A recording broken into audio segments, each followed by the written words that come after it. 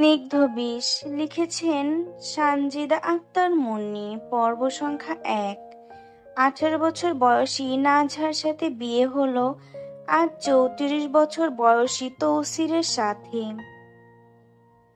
নাজহার পরিবার নিজেদের মান সম্মান রক্ষার্থে নাজহাকে তুলে দিল তৌসিরের হাতে। দানবের হাতে না মানুষের হাতে দিচ্ছে মেয়ে, তারা সেটি একটিবারও ভেবে দেখল না। মূলত নাজহার ১০ নাম্বার চাচা নোমান তালুকদারের পছন্দ ছিল এই শিকদার বাড়ির শায়েক শিকদার অর্থাৎ নাজহার দাদা শ্বশুরের মেয়ে সাফাকে। আর নোমান সাহেব ৩খানা বছর ধরে অসম্ভব সাধ্য করে দুই পরিবারকে মানাতে পেরেছেন।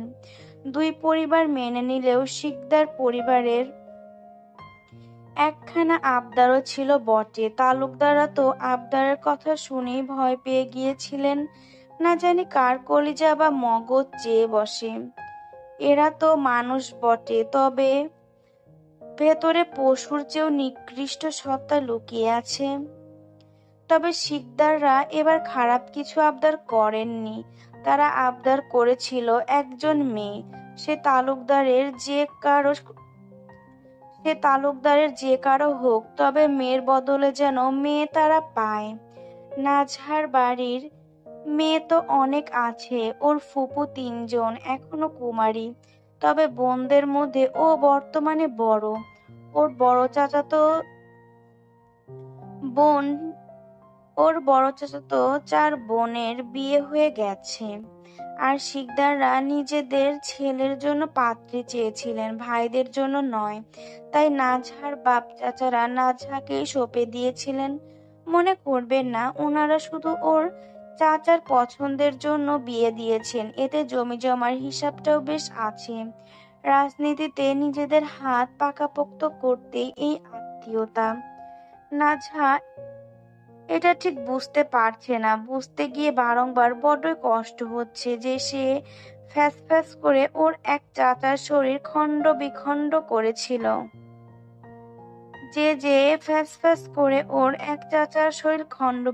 করেছিল। তার দাদা কিভাবে সেই লোকের হাতে নাজহাকে তুলে দিলেন। কিন্তু নাজহা বর্তমানে নিরুপায়, উত্তরও পাবে না। জীবনে বাপ চাচার কথার ওপর কথা বলেনি, কিন্তু বিয়ের সময় মিনতি করে বলেছিল, আর যার সাথে বিয়ে দাও, তাও এই পরিবারে দিও না।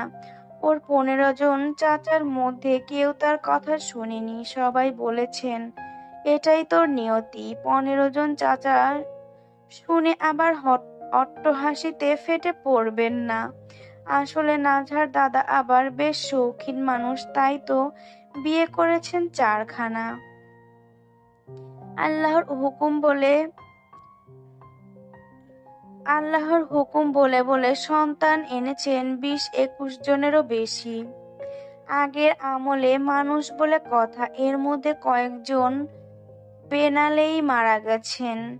কাউকে কোপানো হয়েছে, কাউকে আবার জীবন্ত কবর দেওয়া হয়েছে। আচ্ছা, যাই হোক, এখন বর্তমানে আসি। নাজহাকে বাসর ঘরে ফুল সাজানো বিছানায় বসিয়ে দিয়ে গেছেন এই বাড়ির মহিলারা। কত কিছু হ্যান ত্যান বলে গেছেন। নাজহার এসব এক কান দিয়ে ঢুকেছে, অন্য কান দিয়ে চলে গেছে। এসবেও ভ্রূক্ষেপ করেনি। সবাই ওকে লাল শাড়ি পরিয়ে লাল বউ বানিয়ে দিয়েছেন, কিন্তু নাজহা এসব খুলে ধবধবে সাদা সালোয়ার কামিজ পরে নিয়েছে। বউ হওয়ার শখ নেই ওর, তাও আবার নিজের চাচার খুনির জন্য বউ সাজার। নাজহার পুরো নাম নওরিন সিদ্দিকা নাজহা। নাজহা কাপড় বদলিয়ে রুমের বেলকনিতে ধীরে ধীরে এসে দাঁড়ায়। বেলকনিতে সাদা পাতলা পর্দা ফেলা, এ পর্দাগুলো আবার আলতো বাতাসে দুলছে। নাজহা অবাক নয়নে তাকিয়ে হালকা পায়ে বেলকনির রেলিংয়ের দিকে এগিয়ে নিচের দিকে তাকায়। নিচে তাকানোর সঙ্গে সঙ্গে একটা বিশ্রী গলা শুনতে পায়, রাজনীতি চিনোস না কোনো লেওড়া, আর করতে আসিস রাজনীতির নামে সাওয়াহালা মগা। এসব আবার কি ভাই? এত বিশ্রী কণ্ঠে শুনে নাজহার বুঝতে বাকি থাকে না এটাই তার বর তৌসির শিকদার, কারণ এমন বিশ্রী গালি ওর পক্ষে সম্ভব। একবার কিসের ভাষণ দিতে গিয়ে তৌসির চিল্লাপাল্লা থামাতে মাইকে বলে উঠেছিল, এই এই খাক ড্যাশ ড্যাশ ড্যাশ পোলারা, বকাটা আমি দিতে পারতেছি না, মুখ বন্ধ কর নয়তো বোম দিয়া সবগুলোরে উড়াইয়া দিমু। এইটি নাছা ভালোভাবেই শুনেছিল। ভাবা যায় কত বড় গালিবাজ, বক্তব্য দিতে গিয়েও গালি। নাজহা নিচে ভালোভাবে তাকিয়ে দেখে তৌসির একটা চেয়ারে বসে আছে, পরনে সাদা পাঞ্জাবি আর কালো আর সাদার চেকের লুঙ্গি, হাতে একটা লোহার বড় দা, আর ওর সামনে হাঁটু গেড়ে মাথা নিচু করে হাত পা বাঁধা অবস্থায় বসে আছে একটা যুবক। তৌসির কথাটি বলেই নিজের হাতে থাকা দাঁত কিরমির করে সেই যুবকের গর্দানে ছেদ মারে, কিন্তু পুরো গর্দানটা লুটিয়ে পড়ে না মাটিতে, দা ভোঁতা হওয়ায় অর্ধেক কেটে গিয়ে ঝুলে থাকে। এটা দেখে নাজহার হাত পা তীর তীর করে কাঁপতে শুরু করে, কিন্তু ও ভয় না পেয়ে এক দৃষ্টিতে তাকিয়ে থাকে। এগুলো ও প্রথম দেখছে না, এর চেয়ে মারাত্মক দৃশ্য দেখে বড় হয়েছে। যুবকটি মাটিতে লুটিয়ে চিৎকার করতে থাকে, ছটফট করতে থাকে। তৌসির কিছু সময় হাতের দাঁড় দিকে তাকিয়ে তা দূরে ছুঁড়ে মারে। আশেপাশে দাঁড়িয়ে থাকা নিজেদের পালোয়ানদের দিকে তাকিয়ে নাক মুখ কুঁচকে বলে, শাওয়ার দা দিয়ে একটা গর্দানও নামাইতে পারলাম না, এই বালছাল সরা এনতাইকা। এ বলে নিজের লুঙ্গির নিচের অংশ, এক হাতে লুঙ্গির এক কোণ আরেক হাতে অন্য কোণ ধরে সামনের দিকে একটু তুলে ধরে কোমরে গুজতে গুজতে উঠে দাঁড়িয়ে দাঁড়িয়ে সেই যুবকের অর্ধ মৃত দেহের কাছে যায়। তারপর ওর সামনে বসে নিজের দুই হাত দিয়ে মাথা চেপে ধরে ওর দর থেকে মাথা আলাদা করে দেয়, প্রাণকে মুক্তি দেয়। মাথা আলাদা করে দিয়ে উঠিয়ে দাঁড়িয়ে নিজের রক্তাক্ত ডান হাত আর বাম হাতের দিকে তাকিয়ে বলে, নে এই পোলারে নিয়া গাঙ্গে ভাসাইয়া দে। রাজনীতির নামে সাওয়াগিরি করে হালা জানোয়ার। আমি আগেই বলতেছি এখানে অনেক গালিগালাজ আছে, আমি সবগুলা গালি দিতে পারবো না, টুকিটাকি যেগুলো নর্মাল ওইগুলো আমি দিব, সমস্যা নেই। এই অর্ডার দিয়েই তৌসির বাড়ির ভেতর চলে আসতে থাকে। তৌসিরকে বাড়ির ভেতর আসতে দেখে নাঝার ভেতরে হাতুড়ি দিয়ে কংক্রিটের ভাঙন শুরু হয়, কারণ এখন এই লোক রুমে আসবে আর নাঝা ওর সামনাসামনি হতে চায় না, ভয় পায় ওকে। তৌসির রুমে আসে, নিজের পুরো রুমকে এভাবে ফুলে সাজানো দেখে খানিকটা অবাক হয়। চারদিকে ফুলের গন্ধে মোমো করছে। তৌসির নিজের পরনের থাকা সাদা পাঞ্জাবিটা খুলতে খুলতে রুমের মধ্যখানে এসে দাঁড়ায়, দাঁড়িয়ে চারদিকে চোখ বোলাতেই শুরু করে। নতুন বউ খুঁজছে আর কি, কিন্তু ওর বউ তো নেই এখানে। তৌসির পাঞ্জাবিটা বিছানায় ছুঁড়ে মারতে মারতে আপন মনেই বলে, কি রে কই গেল তালুকদারের মাইয়া ওইডি, কি রে কই গেল তালুকদারের মাইয়া ওইডি। তৌসির সন্দেহ নিয়ে বেলকনিতে এসে দাঁড়ায়, আর তখনই কাঙ্ক্ষিত মানুষটিকে দেখতে পায়। নাজহা দাঁড়িয়ে আছে ওর দিকে তাকিয়ে, সাদা ধবধবে একটা থ্রি পিস পরা, ফর্সা চেহারা, সুন্দর মুখের গড়ন, নাক মুখ চুরির মতো ধারালো। তবে এগুলোতে তৌসিরের কিছু যায় আসে না, বহুত সুন্দরী নারীর শরীর কেনাবেচা করে অভ্যস্ত তৌসির, কিন্তু তৌসির খানিকটা আটকে যায়। আর কিসে? নাজহার চুলগুলো খোপা করা, তবে কিছু চুল বেরিয়ে আসছে। চুলগুলো একদম কালো নয়, বাদামি রঙের, তার ওপর আবার কোকড়ানো। এর মধ্যে নাজহার চোখের মণিগুলো সাধারণ নয়, বেশ অদ্ভুত, কেমন অদ্ভুত। ওর চোখের মণি গভীর সবুজাভ, মাঝখানে কিছুটা ধূসর নীলের ছোঁয়া আছে, মনির চারপাশে হালকা বাদামি রং, আর এর মধ্যে চাঁদের আলো পড়ায় চোখের মধ্যে হালকা সোনালি আভা দেখা যাচ্ছে। মনির চারপাশে সাদা অংশ পরিষ্কার, চোখের পাপড়িগুলো লম্বা ও ঘন। তৌসির অনেক সুন্দরী দেখেছে বটে, তবে এমন সৌন্দর্য, চারপাশে আলাদা আভায় ভরা এই সৌন্দর্য প্রথম দেখলো। তার ওপর আবার নিজের বউ রূপেই। কিন্তু কথাটা হলো, ও যতই সুন্দর হোক, ও তো শত্রুর বাড়ির মেয়ে। তৌসির ওকে চোখ দিয়ে উল্টে পাল্টে দেখতে থাকে। এটা দেখে নাঝা নিজের হাত কসলাতে থাকে। মনে মনে ঠিক করেছে, তৌসির যদি কিছু করতে আসে তাহলে পাশে রাখা টেবিলের কাচের জগ আর গ্লাস দিয়ে তাকে মেরে ফেলবে। মানে নিজেকে সান্ত্বনা দিচ্ছে ওই আর কি। তৌসির নিজের লুঙ্গির নিচে অংশ একটু তুলে হাতে নিয়ে নাঝার দিকে এগিয়ে আসতে আসতে বলে, এই তুমি সত্যিই তো সিদ্দিকের মাইয়া? তৌসিরের এই কথা শুনে নাঝা ভড়কে যায়। কি প্রশ্ন এটি? নাঝা থতমত খেয়ে বলে, হ্যাঁ। হ্যাঁ কেন? কোনো সন্দেহ? তৌসির নাঝার দিকে চোখ ঘুরিয়ে ঘুরিয়ে তাকিয়ে বলে, হ্যাঁ সন্দেহ তো বটেই, কারণ তোমার বাপ তো কাইল্লা। তাহলে তুমি ধলা কেমনে? নাঝা তৌসিরের কথা শুনে তিক্ত সুরে বলে, আমার আব্বা কালো নয়, শ্যামলা। তৌসির ব্যাঙের মতো হাসি দিয়ে বলে, ওই শ্যামলা আর কাইল্লা হইল এক। নাঝার দিকে কিছুক্ষণ তাকিয়ে বুক ভরে শ্বাস ফেলে বলে, সবই দয়ালের খেলা বুঝলা, নয়তো আমার মতো কাইল্লার কপালে তোমার মতো রূপঝরা রূপরানী ঝুলা বেশ ভাগ্যের ব্যাপার। নাঝা তৌসিরের দিকে এক পলক তাকিয়ে ফিসফিসিয়ে বলে, আপনি কালো হলে কালোরা তাহলে কি? আর একমতে ঠিকই আছে, আপনি কালো না হলেও আপনার অন্তর ঠিকই কালো। তৌসির নাঝার কথা শুনে ভ্রু কুঁচকে বলে, আমার অন্তর কালা, ওইটা তুমি কেমনে জানলা? কেন, একটু আগেই তো দেখলাম নিকৃষ্টভাবে খুন করতে। আপনার অন্তর ভালো হলে ওভাবে খুন করতেন? নাঝার কথা শুনে তৌসির হাসি দিয়ে বলে, এখনো বয়সে অনেক ছোট তুমি, তাই এসব যা দেখছো ভুলে যাও আর গিয়ে চুপচাপ ঘুমাইয়া পড়ো। নাঝা তৌসিরের কথায় থমকে যায়, বেশ লজ্জায় পড়ে যায়।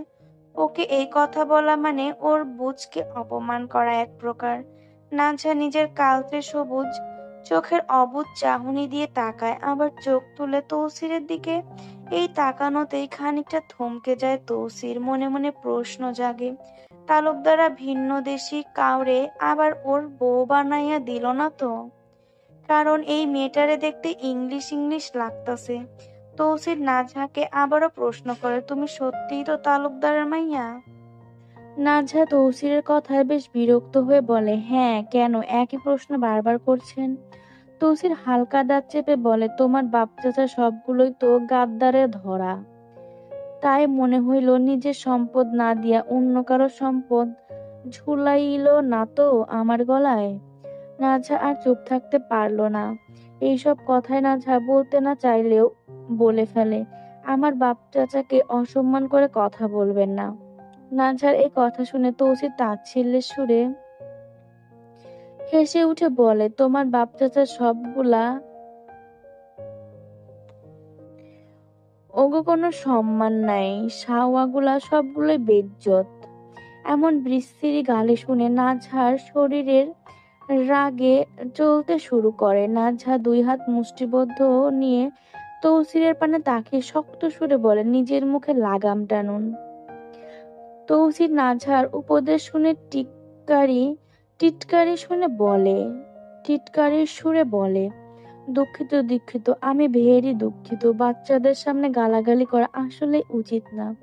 নাঝা ভুরু কুঁচকে তৌসিরের কথায় ভেরি সরি শুনেছে, কিন্তু ভেরি দুঃখিত এই কথা প্রথম শুনলো। এর মধ্যে তৌসির ওকেই বাচ্চা বলল? নাঝা কাঠ গলায় বলে, আমার বয়স যথেষ্ট এবং আল্লাহর হুকুমে আমি যথেষ্ট বুঝদার। তৌসির নাঝার কথা দীর্ঘ শ্বাস ছেড়ে কিছুক্ষণ নাঝার দিকে তাকিয়ে থাকে। তারপর আফসোসের সুরে বলে, হালার পুতগো, কাছে চাইলাম বউ, আর ওরা আমার গলায় ঝুলাইয়া দিল লেদা বাচ্চা। এ বলে আসমানের দিকে তাকিয়ে দুই হাত বুকের সামনে তুলে নাড়িয়ে নাজহার দিকে তাকিয়ে বলল, সব দয়ালের খেলা বুঝলা তালুকদারের মাইয়া। ইচ্ছে ছিল তোমার দাদার মতো বাচ্চা কাচ্চা ইচ্ছা ছিল তোমার দাদার মতো বাচ্চা কাচ্চা দিয়া বংশ ভরাইয়া দেওয়ানের, কিন্তু তোমার যে বয়স আর বুঝ, এইটাই আমি এক বাচ্চার বাপও হইতে পারমো কিনা সন্দেহ আছে। নাজহা তৌসিরের কথা এক দৃষ্টিতে তাকিয়ে আছে, এই লোক কি বলছে এসব। নাজহা কিছু বলতে যাবে, তখনই তৌসির বলে ওঠে, যাও ঘুমাও গিয়া, বাসর টাসর এসব এই জীবনে হইব না, এসব করলে তুমি বাঁচতা না। নাজহা তৌসিরের এই কথায় জবাবে টাস করে বলে ওঠে, নিজের মুখে সামলে নিন, নয়তো ঘা হয়ে যাবে কবে। এ বলেই নাজহা রুমে চলে যায়। রুমে এসে কোথায় যাবে, এই রুমে বসার মতো একটা সোফাও নেই। নাজহা খুঁজে পায় না, এরা এত বড় লোক হয়েও এমন ছোট লোকই করে কেন। ঘরটা বেশ বড়সড়, তবে এখানে জাঁকজমক কিছু নেই। একখানা নরম তোশক মুড়ানো বড় বিছানা, একটা কাঠের আলমারি, একটা ওয়ারড্রোব, আর পাশে ছোট্ট বুক সেলফ, আর বেলকনির দরজার সাইডে দেওয়ালে জানালার সামনে একটা চেয়ার টেবিল। নাজহা এখন খুঁজে পায় না ও কোথায় ঘুমাবে। তৌসির পেছন থেকে এসে বলে, আমার লগে এক বিছানায় চাইলে ঘুমাইতে পারো, না চাইলে ওই টেবিলের কোনায় পাটি রাখা আছে, ওইটা বিছাইয়া নিচে ঘুমাও। নাজহা তৌসিরের কথা শুনে আর ওর দিকে তাকায় না, ধীরে ধীরে পাটি নিয়ে মেঝেতে বিছিয়ে নেয়। মেঝের ওপরেও কোনো কাপড়ের কার্পেট বিছানো নেই, স্রেফ টাইলস করা। নাজহা এসবে অভ্যস্ত নয় বটে, তারপরও পাটি বিছিয়ে বিছানার দিকে তাকায়। সেখানে রাখা আছে কাঁথা, তাই উঠে গিয়ে কাঁথা আর বালিশ নিয়ে মেঝেতে জায়গা করে নেয়। তৌসির লাইট নিভিয়ে বিছানায় উঠতে উঠতে বলে, রাইতে ঘুম ভাঙলে বিছানার দিকে আবার তাকা তাকাইও না, লুঙ্গির নিচে কিছু পরি নাই, লুঙ্গি আবার কান্ধে উঠিয়া যাইতে পারে। নাজহা তৌসিরের কথায় কোনো উত্তর দেয় না, চুপচাপ বালিশে মাথা রাখে। এক ঘরে এক কুমিরের সাথে ঘুমাচ্ছে, ঘুম কি আর আসবে না, ভেতরটা খচখচ করছেই তো করছেই। আর খচখচ করার একটাই কারণ, তা হলো নিজের বাপ চাচার স্বার্থপরের কথা। তারা কিভাবে ওর জীবনটা এভাবে শেষ করে দিতে পারলেন, একটুও কি দয়া মায়া নেই। নাজহা ভেবেছিল অন্তত ওর মাস্টার চাচ্চু, লাল চাচ্চু আর ছোট চাচ্চু বুঝবেন, কিন্তু ওনারাও বুঝলেন না। মাস্টার বলতে স্কুলের মাস্টার না, উনি ইংলিশের মাস্টার দিচ্ছেন, সেই সুবাদে ওনাকে মাস্টার চাচ্চু বলে।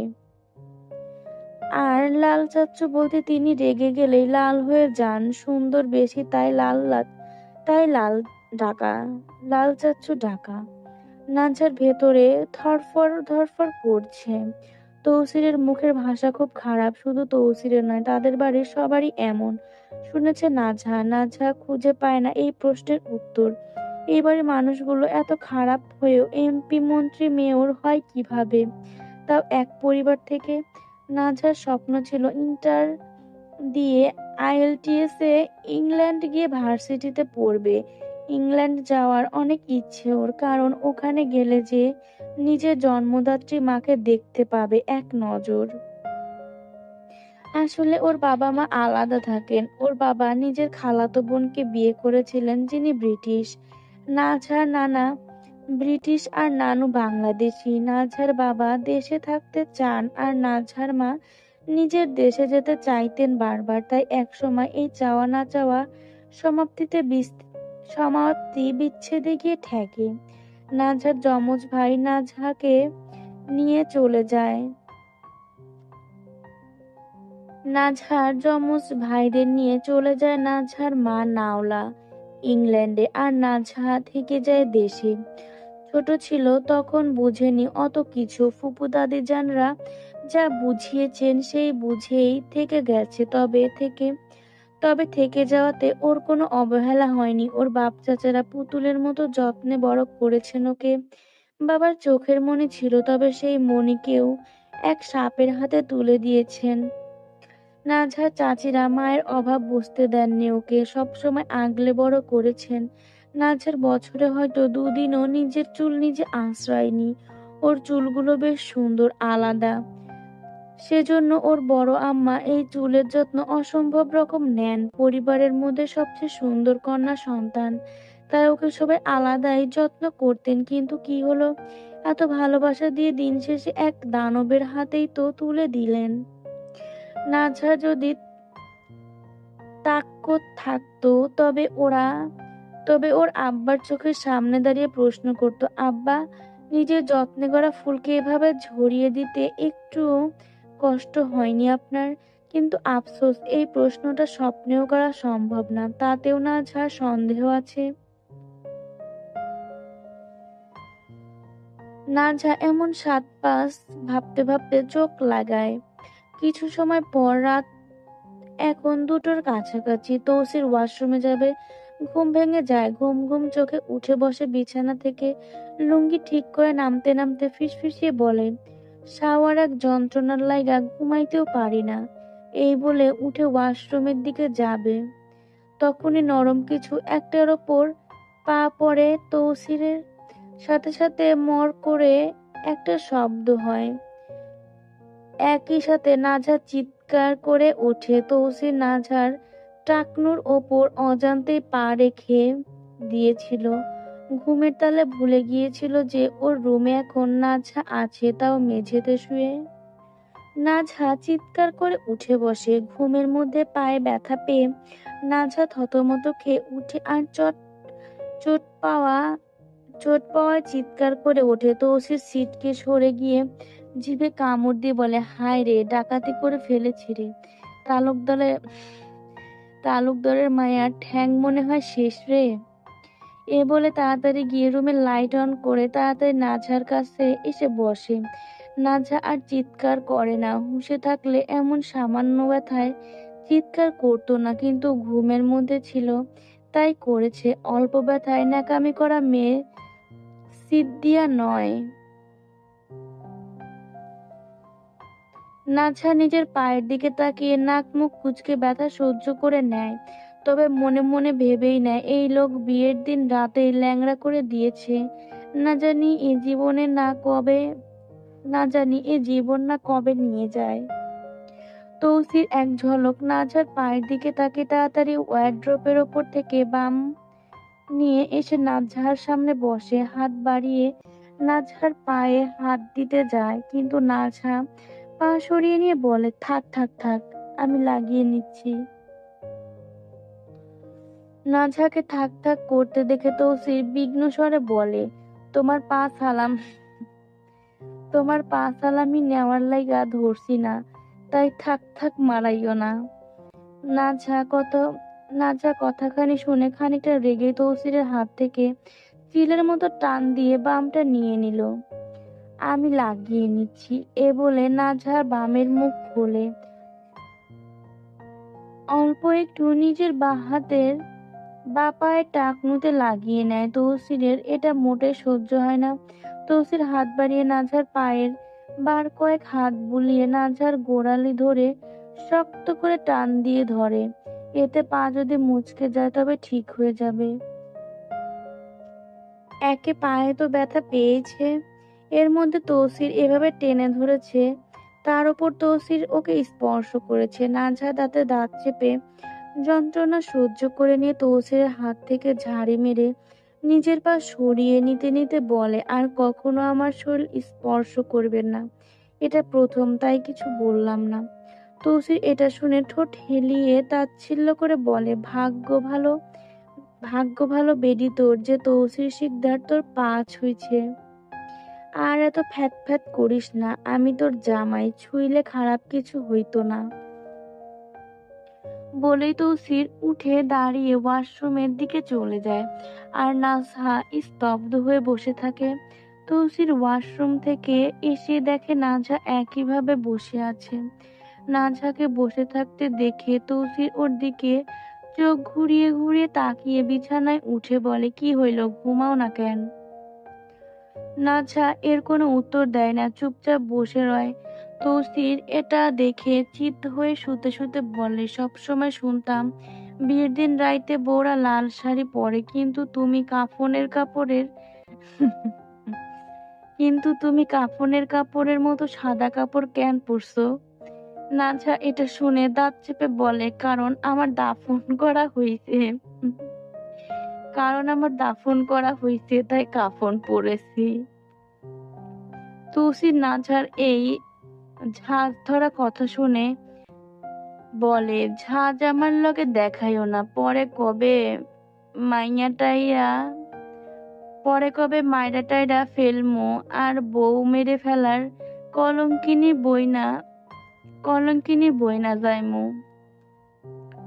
নাজহা তৌসিরের কথায় কোনো উত্তর দেয় না, নিঃশব্দে ধীরে ধীরে উঠে যায়। তৌসির ওর টাকনু যে ভাঙেনি এটাই অনেক। নাজহা উঠে যায়, উদ্দেশ্য তাহাজ্জুদ পড়া। ও সবসময় ফজরের 1 ঘন্টা আগে উঠে তাহাজ্জুদ পড়ে। ফজর পরে তিলাওয়াত করে, ইশরাকের নামাজ পড়ে, একেবারে জায়নামাজ থেকে ওঠে। নাজহা নিজের ব্যাগ খোলে, মিসওয়াক নিয়ে ওয়াশরুমে চলে যায়, অজু করে বেরিয়ে আসে। নাজহা ভালো করেই জানে এখানে জায়নামাজ পাবে না, কারণ ও যে পাটিতে ঘুমিয়েছে সেটাই নামাজের। তাই চুপচাপ ব্যাগ থেকে নামাজের হিজাব বের করে পাটিতে বসে কাঁথা সরিয়ে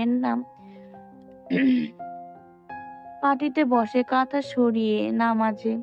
তখনই মনে হয় একটা গুরুত্বপূর্ণ কথা, ইশরাকের নামাজের সময় কিভাবে দেখবে তা, কারণ এক এক দিন এক এক সময় থাকে। আর নাজহা সূর্য দেখে বোঝে না ওয়াক্ত, তাই ফোনে নামাজের সময়সূচি নামক একটা অ্যাপে সময় দেখে নেয়, কিন্তু এখন তো মোবাইল নেই। নাজহা ধীরে ধীরে উঠে বিছানার পাশে গিয়ে দাঁড়িয়ে তৌসিরের দিকে তাকিয়ে বলে, এরে হুনরানি, এই যে শুনছেন? তৌসির নাজহার ডাক শুনে চোখ না খুলে বলে, জি হুনরাম, জি শুনছি। নাজহা ইতস্ত বোধ করে বলে, আপনার ফোনটা দিবেন, আমি টাইম দেখবো নামাজের। তৌসির এটা শুনে চোখ খোলে, বালিশের পাশ থেকে একটা ফোন বের করে দেয়। নাজহা ফোন দেখে আঁতকে ওঠে, ফোনের যে করুণ অবস্থা এটা দেখেই নাজহার কান্না চলে আসার উপক্রম। স্যামসাং গ্যালাক্সি 6 ফোন, সেই 2017 সালের মডেলের ফোন। এর মধ্যে টাচ ফাটা, ভয়াবহভাবে ফাটা ছেঁড়া। মনে হচ্ছে কেউ নিজের যত ক্ষোভ আছে সব ঢেলে দিয়েছে এই ফোনে। এই ফোন কিভাবে তৌসির ইউজ করে নাজহা খুঁজে পায় না। নাজহা বিস্ময়ে ফোনের দিকে তাকিয়ে থাকলে তৌসির বলে, কি হইল, নাও। নাজহা ফোনটি হাতে নিয়ে আমতা আমতা করে বলে, এই ফোনে কি প্লে স্টোর আছে? তৌসির নাজহা প্রশ্নে চোখ মুখ কুঁচকে বলে, ওইটা আবার কোন বাল? এটা শুনে নাজহার মেজাজ তিক্ত হয়ে যায়। লোকটা এমন কেন, সব সময় গালি দেয়। নাজহা তৌসিরের পাঁজরের ওপর রেখে বলে, থাক, লাগবে না আমার। এ বলেই নামাজে এসে দাঁড়ায়। তৌসির নাজহার এমন অদ্ভুত আচরণ দেখে মোবাইলটা পাশে রাখতে রাখতে বলে, কি এক অদ্ভুত চিজ জুটাইলা দয়াল তুমি আমার কপালে। এ বলেই বাঁ পাশে কাত হয়ে শুয়ে পড়ে। তবে কিছুক্ষণ পর চোখ আপনা আপনি খুলে নাজহার দিকে চলে যায়। এতে বেশ বিরক্ত হয় তৌসির, নিজের চোখের ওপর মন শোধায়। তালুকদারের মাইয়া কালা জাদু টাদু করলো না তো আবার? তালুকদাররা পড়েছেন আজ বড় বিপদে, যদিও একই বিপদের সূচনাদাতা ওনারাই। আসলে নাজহার বড় দাদির 4 নম্বর ছেলে, মানে নাজহার 4 নম্বর চাচা। বড় ছেলে ইকরাবের পছন্দ নাজহাকে। নাজহার যখন বয়স 11 তখনই ও নাজহাকে বিয়ে করার জন্য মরিয়া হয়ে ওঠে। পরিবারের অবস্থা বেগতিক দেখে ইকরাবকে সবাই বুঝিয়ে অস্ট্রেলিয়া পাঠিয়ে দেন পড়াশোনার জন্য। ওর নানা বাড়ির মানুষও আছেন ওখানে সেই সুবাদে। তবে কথা দেন নাজা ইন্টার পাস করলে ওর সঙ্গে ওকে বিয়ে দেবেন। আজ আগস্টের 2 তারিখ। ওর চাচা নোমান আর সাফা বিয়ে। নোমান আর সাফার বিয়ে এবং নাজহা তৌসিরের বিয়ে 1 তারিখে হয়েছিল। কিন্তু ও জানতো শুধু চাচার বিয়ে, তাই সারপ্রাইজ দিতে সবাইকে না জানিয়ে বিয়ের দিন আসতে চেয়েছিল, কিন্তু কিছু ইস্যুর জন্য বিয়ের পরের দিন আসে। ওকে হঠাৎ দেখে তালুকদার বাড়ির সবার অবস্থা যায় যায়, কারণ ও নাজহার জন্য পাগল। ওর মরণ হয়ে যাবে সত্যটা জানলে, কিন্তু সত্যটা চাপানো সম্ভব নয়। ইকরাবকে বলে দেওয়া হয় সত্যটা। ওর মাস্টার চাচ্চু নাদির এই কথাটি ওকে বলেন, কারণ আর কারো মুখ দিয়ে আসছিল না এই ভয়াবহ বাণী। উনি সাহস নিয়ে বললেন, যেই মুহূর্তে ইকরাবের কর্ণপাত হয়, ইকরাব আসলে নাজহার তৌসির শিকদারের সাথে বিয়ে হয়ে গেছে। সেই সময় ইকরাব কিছু মুহূর্ত সবার দিকে এক দৃষ্টিতে চোখ বড় করে স্থবির চোখে তাকিয়ে রয়, আর তারপরেই জোরে শ্বাস টেনে ফ্লোরে লুটিয়ে পড়ে জ্ঞান শূন্য হয়ে যায়। ওর মন এই ভার আর সহ্য করতে পারে না, তাই এভাবে লুটিয়ে পড়েছে। দম বন্ধ হয়ে আসছিল, সব মিথ্যা, সব মনে হচ্ছিল। বর্তমানে তালুকদাররা নিজেদের বাড়ির ওপরে করিডোরের সোফায় ওকে নিয়ে শুইয়েছেন। ওর জ্ঞান ফেরানো হয়। জ্ঞান ফিরতে ইকরাব লাফ দিয়ে উঠে দাঁড়িয়ে চারদিকে তাকিয়ে নাজহাকে খুঁজতে খুঁজতে বলে, আমার ফুল কোথায়? আমার ফুলকে তোমরা কি করলে? ওকে আমার সামনে আনো। ওকে আমার দেখতে খুব ইচ্ছা হচ্ছে। অনেক বছর ওর চাঁদ মুখখানা পরখ করি না। এটা শুনে নাজহার বাবা সিদ্দিক তালুকদার দাঁড়িয়ে এসে বলেন, বাবারে, ওর বিয়ে হয়ে গেছে। এটা শুনে ঠিকই ইকরাব কিন্তু বিশ্বাস করে না একটু। তার ছেলের হাসি দিয়ে বলে, কেন মজা করছেন চাচা? আপনার মেয়ে তো আমার স্ত্রী হবে। ওর অন্য ওর অন্য কারোর সাথে কেন বিয়ে হবে? ওর মোল্লা চাচু নাহিদ সাহেব এসে এগিয়ে বলেন, ইকরাব, এটাই সত্য। সাহেবকে বিয়ে সাহেবকে বিয়ে করানোর জন্য এমনটা করতে হয়েছে। মেয়ের বদলে মেয়ে দিতে হয়েছে। এর মধ্যে সামনে নির্বাচন। ইকরাব এটা শুনে স্তব্ধ চোখে সবার দিকে তাকিয়ে রয়। ওর ফুল আর ওর নেই। মন বারবার শোধায়, ওহে তোমার অন্তরের ফুল আজ কারো ঘর ফুল হয়ে গেছে।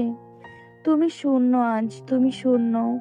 ইকরা পেছনে ঘুরে চিৎকার করে বলে, আমার অন্তরের ফুল যখন অন্য কারো ঘর ফুল হয়ে গেল, তাহলে আমি বেঁচে থেকে কি করব? এ বলেই ইকরাব করিডোরের রেলিং এর দিকে ছুটে যায়। উদ্দেশ্য লাফ দেওয়া, কিন্তু এর আগেই ওকে ওর চাচা ধরে পেছনে নিয়ে আসেন। ওরা ওকে বোঝান, এমন করিস না, এটাই নিয়তি। ইকরাব সবার থেকে নিজেকে ছাড়িয়ে মাটিতে 2 হাঁটু গেড়ে বসে পড়ে। কিছু সময় স্তব্ধ হয়ে বসে, আবারও মাটিতে লুটিয়ে মাছের মতো ছটফট করতে শুরু করে। একটা পাখির গায়ে তীর বিঁধলে যেমন সে মাটিতে পড়ে ছটফট করে, ইকরাব নিজের সব বিশ্বাস হারিয়ে এভাবেই ছটফট করতে করতে চিৎকার করে বলে, তোমরা আমার নিঃস্ব করে দিলে। তোমরা আমার সবটুকু শেষ করে দিলে। তোমরা আমার সবটুকু বিশ্বাস ভেঙে দিলে। আমায় মৃত লাশ বানিয়ে দিলে। কি করে তোমরা এমনটা করতে পারলে আমার ফুলকে?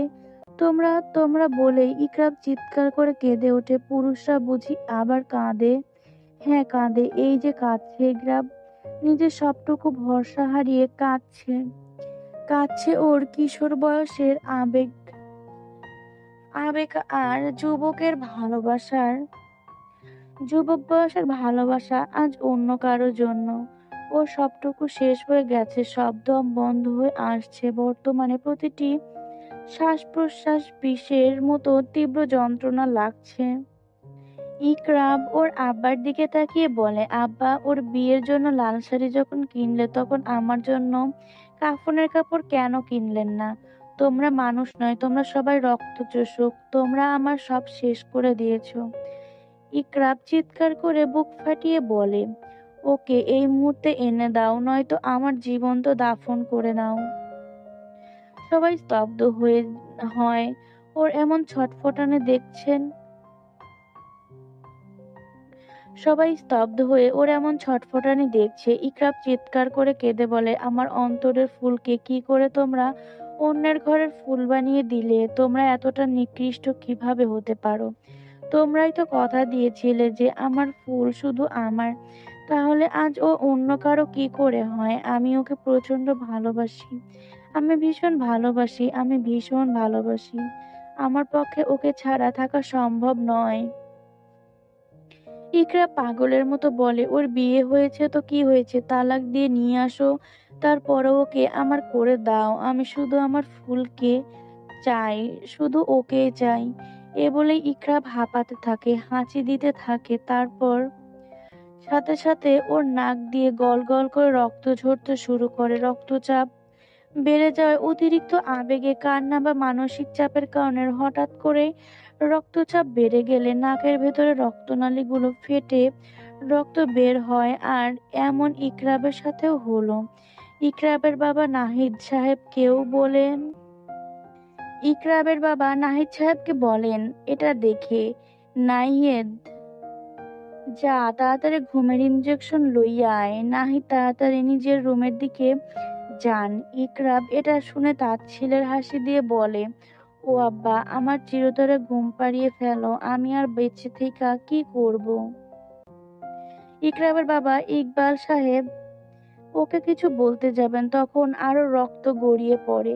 ইকরাব ঢোক গিলে বলে, আব্বা, হয়তো আমার বুকে আমার ফুলকে এনে দাও, নয়তো আমার কাফনে মুড়াইও মুড়াইও। নাহিদ চাচা ইঞ্জেকশন নিয়ে আসেন, আর সাথে সাথেই ৩-৪ জন ইকরাবকে চেপে ধরে ইঞ্জেকশন দিয়ে দেন। ইকরাবের মাথা তীর তীর করে ভারী হয়ে আসতে থাকে। ইকরাবের দৃষ্টি ঘোলাটে হয়ে আসে। ইকরাব ঘোলাটে নয়নে সবার দিকে তাকিয়ে বলে, এই ঘুম আর না ভাঙুক, এই ঘুম চিরন্তন হয়ে রোক। দৃষ্টি লেগে আসবে তখন আবারও বলে ওঠে যে, যে ফুল আমার হয়নি সে ফুল আর কারো না হোক। এ বলে ইকরাব বুক চেপে ধরে, বুকে প্রচুর ব্যথা করছে। বুক খাবলে ধরেই ইকরাব চোখ বুজে নিদ্রায় ডুব দেয়। ওর এতটা বছরের ভালোবাসা আজ বৃথা। নাজা দাঁড়িয়ে আছে ড্রেসিং টেবিলের সামনে। এই ড্রেসিং টেবিলটা একটু আগেই ওর দাদা শ্বশুর এনে দিয়েছেন কয়েকজনকে দিয়ে, যাতে ওর অসুবিধা না হয়। তখন বেলা 12টা বাজে। নাজা গোসল করে নিয়েছে। ওকে তড়িঘড়ি করে গোসল করানো হয়েছে। একটু পর ওর বাড়ি থেকে টিফিন নিয়ে আসবেন বাপ চাচারা। আর এখন এই বাড়ি থেকে তাদের বাড়িতে নিয়ে গিয়েছেন।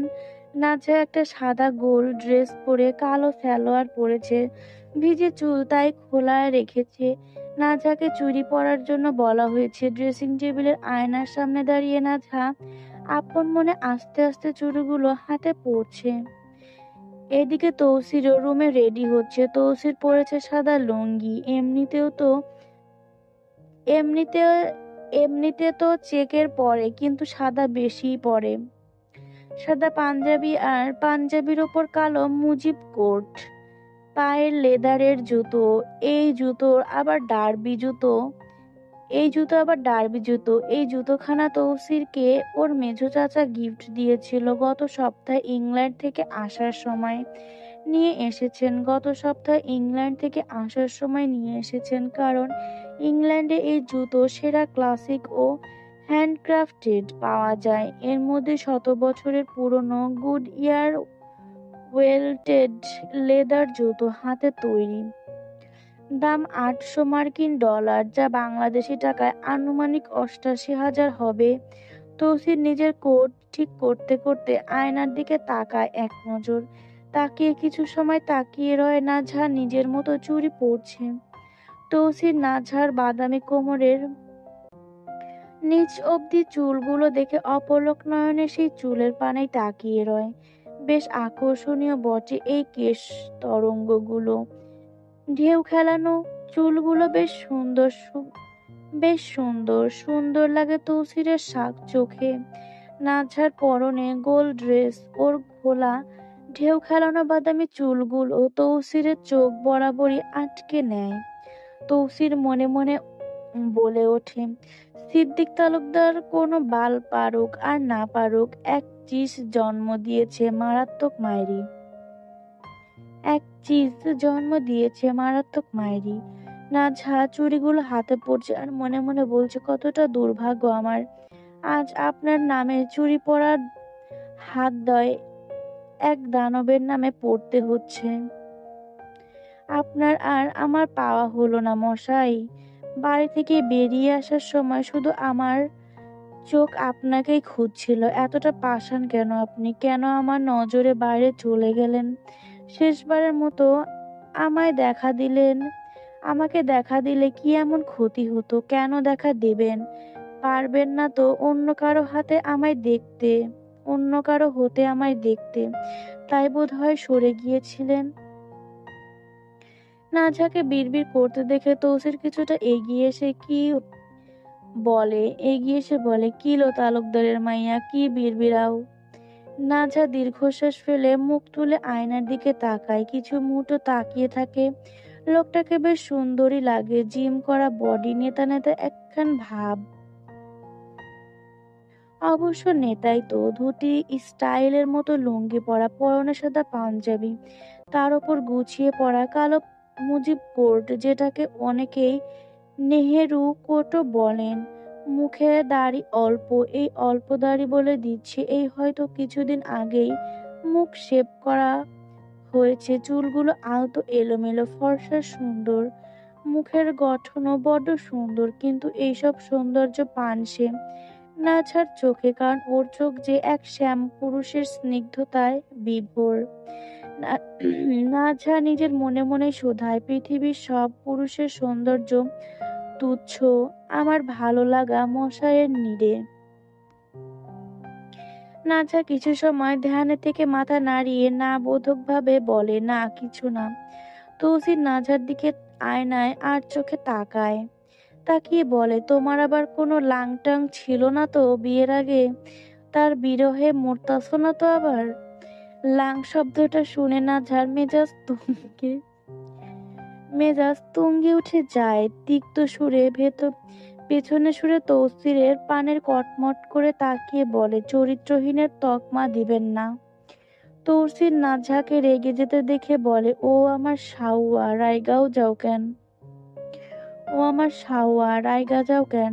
ভালো কথাই তো জিগাইলাম। নাঝা তৌসিরের কথায় দ্বিগুণ রেগে গিয়ে বলে, নিজের মুখের ভাষাটা ঠিক করুন। দুঃখিত, মুখের ভাষা ঠিক করা সম্ভব নয়। নাঝা এটা শুনে কিছু বলে না, চুপচাপ পাশ কাটিয়ে চলে যেতে নেয়, কারণ তৌসিরের সামনে দাঁড়ালেই রাগে গা জ্বলবে। নাঝা যেতে নেয়, তৌসির তখন বলে ওঠে, শূন্য তালুকদারের মাইয়া, এমন সাপের মতো ফ্যাত ফ্যাত কইরো না, পরে সাপের মতো পাড়া দিয়া মাইরা ফেলমু। নাঝা এটা শুনে তৌসিরের দিকে তাকিয়ে বলে, রাতে তো মেরেই ফেলেছিলেন, মায়েরা ফেলার ইচ্ছা থাকলে পায়ে না দিয়া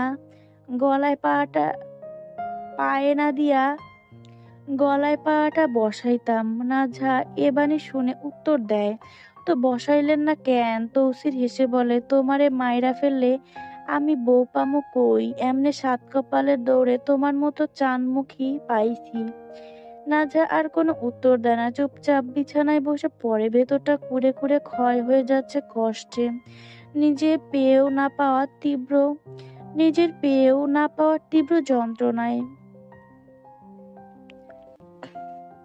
কিছু সময় পর তৌসিরের ছোট চাচা নাজেম আর ছোট মামা মিনহাজ বসে আছেন শিকদার মহলের ছাদের এক কোণে সোফায়। নাজেম চাচা মদ গিলছেন এক হাতে, অন্য হাতে সিগারেট টানছেন। ওনার মুখোমুখি সোফায় তৌসির বসে আছে, আর পাশেরটায় মিনহাজ মামা বসে আছেন। মিনহাজ মামা একটা সিগারেট তৌসিরের দিকে এগিয়ে দিয়ে বলেন, নে টান দে। তৌসির সিগারেট হাতে নিয়ে অন্যদিকে ছুঁড়ে মারে আর নাক কুচকে বলে, দূর, তুমি তো জানো এসব বাল ছাল ছাই পাশা আমি গিলি না। এগুলো গিললে বুকে জ্বালা ধরে যায়, পরে আর কিছু মুখে নিতে পারি না। নাজেম চাচা ওর কথা শুনে হেসে বলে, নেশার ব্যবসা করিস আর নেশা করিস না, তাইলে আসল নেশার স্বাদ পাইবি কেমনে? মিনহাজ মামা বলে ওঠেন, আমি খুঁজা পাই না ও নেশার এই তীব্র স্বাদ কেন নেয় না। তৌসির বিরক্তি নিয়ে বলে, ধুর, এইসব খাইলে মাথাটা তা ঠিক থাকে না। তোমরাই গেলো, আমি এগুলোর মধ্যে নাই। নাজেম চাচা বলে নাজেম চাচা বলে ওঠেন, আচ্ছা বাদ দে এগুলো, আগে ক বউ পছন্দ হইছে? তৌসির ওনার কথায় উত্তর দেয়, হ চাচা, বউ তো মারাত্মক পছন্দ হয়েছে, কিন্তু সংসার করবার যোগ্য হইছে না। মিনহাজ মামা ওর কথায় ভ্রু কুঁচকে বলে, যোগ্য না কেন? তৌসির বিরক্তি সুরে বলে, আরে সংসার কেমনে করমু, ওর বয়স আর আমার বয়স দেখছো, কত ছোট ও, এই জীবনে আর সংসার হইতো না। আচ্ছা এগুলো বাদ, তোমরা কও তোমরা বিয়া করবা কবে? আমি তো কাম সাইরা নিলাম। মিনহাজ মামা ঠাস করে টি টেবিলের ওপর হাতা হাতে থাকা গ্লাস রাখেন, চোখ মুখ লাল হয়ে গেছে ওনার। অতিরিক্ত সুন্দর বিধায় একটু খেলেই এমন লাল নীল হয়ে যান তিনি। মিনহাজ মামা আবার মারাত্মক সুন্দর, তবে আজ পর্যন্ত কোনো রমণী উনি পটাতে পারেননি। উনি ব্যর্থ ওনার অভ্যাসেই। মেয়েদের সাথে কথা বলার স্টাইলটাও জানা নেই। দু একখানা পাত্রী দেখা হয়েছিল, কিন্তু পাত্রীর সাথে কথা বলতে গিয়ে বলবেন, দাদার নাম বাপের নাম বলেছেন, দাদার নাম, তাই আর বিয়ে করা হয়নি। উনিও আর করতে চান না, কিন্তু বয়স 30-এর ওপরে দিকে দৌড়ে দিচ্ছে। মিনহাজ মামা আবার তৌসিরের ছোট, আর নাজেম চাচা তৌসিরের 1 বছরের বড়। উনি নেতা মানুষ, উনি ওনার রাজনীতি আর দুর্নীতি সব, সংসার বউ বাচ্চা এগুলোতে তিনি রাজি নন, তাই আর কি করার, উনি আছেন ওনার মতোই।